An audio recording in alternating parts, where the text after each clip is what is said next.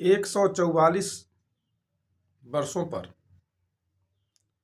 यह पावन महाकुंभ आया हुआ है। इस महाकुंभ में अमृत स्नान करने हेतु करोड़ों की संख्या में लोग प्रयागराज के संगम में जाकर के डुबकी लगा रहे हैं। परंतु एक ऐसा अद्भुत उपाय है कि यदि इसे कर लिया जाए तो व्यक्ति खुशहाल हो जाएगा और उसे अपने पूरे लाइफ में रोग व्याधि एवं धन संबंधी समस्याओं से छुटकारा मिल जाएगा। अर्थात उसे धन की चिंता नहीं रहेगी और शरीर में जो रोग व्याधि हैं वो समाप्त हो जाएंगे। ये छोटा सा उपाय है। इसे करने का बहुत ही साधारण तरीका है। इसे यदि किया जाए तो 100% इसका लाभ मिलेगा। कारण यह है कि गंगा जी की उत्पत्ति शिव की जटाओं से हुई है और यह इनका एक नाम भागीरथी भी है। गंगा जी में स्नान करने से पुण्य लाभ होगा, लेकिन यह यदि उपाय किया जाए, यह छोटा सा एक उपाय है। इसके करने का तरीका मैं बता रहा हूँ। यह उपाय यदि कर लिया जाए तो इसके करने से व्यक्ति खुशहाल हो जाएगा। इसमें कहीं से किसी भी प्रकार का संदेह नहीं है। उपाय क्या करना है?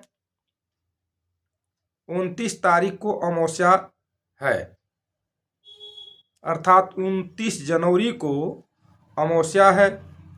अमावस्या तो 28 जनवरी को ही लग जाएगा, लेकिन यह उपाय 29 जनवरी को करना है। बहुत ही छोटा उपाय है।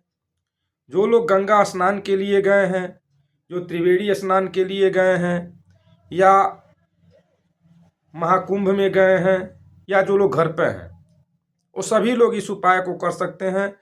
बहुत साधारण, बहुत छोटा सा उपाय है जिसको मैं बताने जा रहा हूँ। आप लोग इसे ध्यान से सुनें और समझें। इसके करने से आपके जीवन में खुशहाली अवश्य ही आएगी। खुशहाली के लिए, घर में क्लेश दूर करने के लिए यह बहुत ही छोटा सा सुगम उपाय है, जिसको करने में किसी प्रकार की समस्या आने वाली नहीं है। करना क्या है? अमावस्या के दिन प्रातःकाल 5:35 पर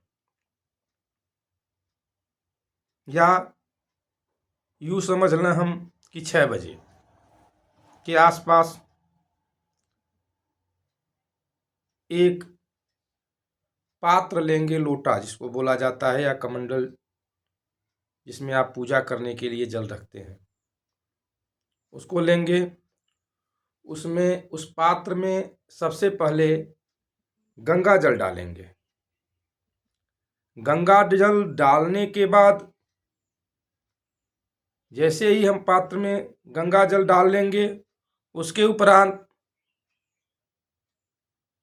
गाय का दूध, लेकिन गाय का दूध देसी गाय का होना चाहिए। एक रंग की गाय होनी चाहिए। अगर काली है तो काली, सफेद है तो सफेद। तो एक कलर की गाय होनी चाहिए, देसी गाय होनी चाहिए। उस गाय का दूध उस गंगा जल में, उस पात्र में डाल देंगे। थोड़ा सा दूध डालेंगे, लगभग 4-5 चम्मच। उस छोटे से पात्र में दूध डालने के बाद अब पुनः शुद्ध जल मिला देंगे। ध्यान से सुनो मित्रों। एक लोटे में गंगा जल डालेंगे। गंगा जल में देसी गाय का दूध, जो एक रंग की गाय हो, उस दूध को डाल देंगे। उसके बाद उसमें शुद्ध जल मिला देंगे और उस जल को ले जा करके पीपल के वृक्ष के जड़ में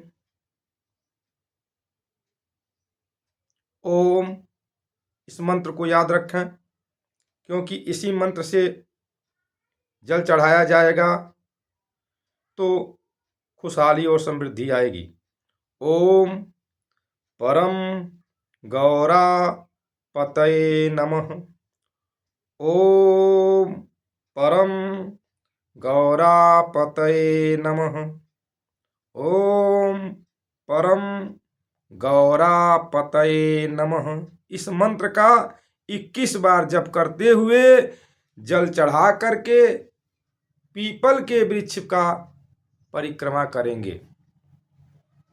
21 बार परिक्रमा पीपल के वृक्ष का जल चढ़ा करके करेंगे और परिक्रमा करने के पश्चात पीपल के वृक्ष को प्रणाम करके सीधे अपने घर के लिए चलेंगे। जैसे ही हम अपने घर पर आएंगे, हाँ, इसमें एक विशेष ध्यान रखना है कि जाते समय और आते समय टोकी टोका नहीं होना चाहिए। कोई आपको टोके न, यदि कोई बोलता है तो भी आप न बोलें, चुपचाप जाएं, जल को चढ़ावें। जल को चढ़ाने के पश्चात चुपचाप अपने घर पर आ जाएं। घर पर आने के बाद एक अगरबत्ती, एक पीस धूप बत्ती, अगरबत्ती जो भी हो, उसे लें, जलावें और सूर्य नारायण को दिखावें और दिखा करके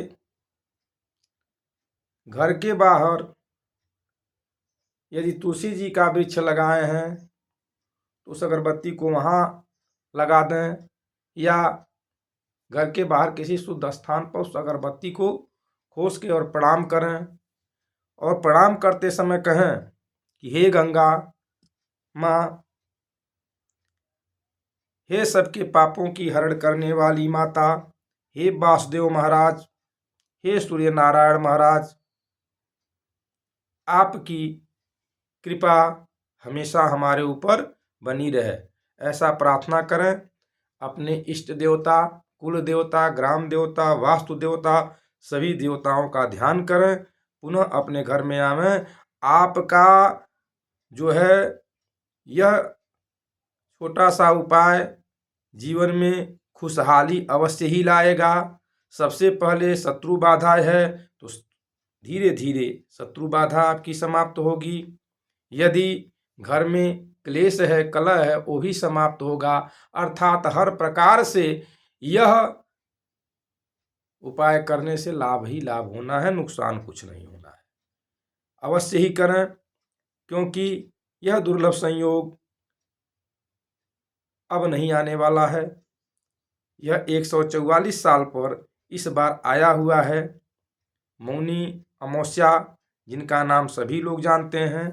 अतः हम आशा करते हैं कि यह छोटा सा उपाय करेंगे और अपने जीवन में होने वाली छोटी छोटी समस्याओं से निजात पाएंगे। करना कुछ नहीं है, उपाय बहुत ही छोटा है। आप लोग यदि चाहें तो इसे अवश्य ही कर सकते हैं।